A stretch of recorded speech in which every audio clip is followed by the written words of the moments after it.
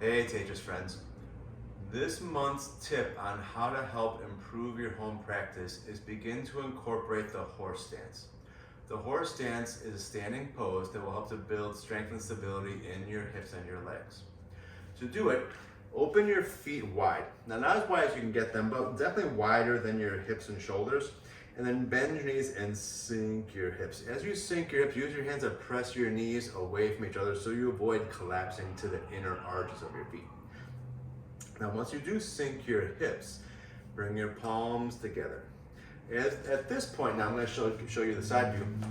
At this point, I'm going to shift my hips forward and bring my head and shoulders back like I'm sitting up really tall, even though I'm not sitting.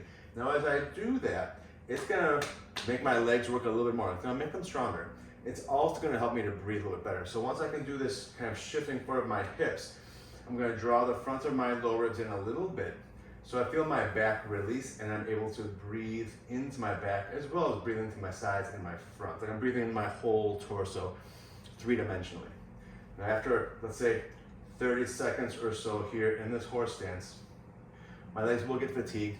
So I'll stop, take a little rest, and try again later. Eventually building up to maybe a minute or two in the horse stance. So add it to your personal practice at home, give it a try, and let me know what you think. Hope to see you soon.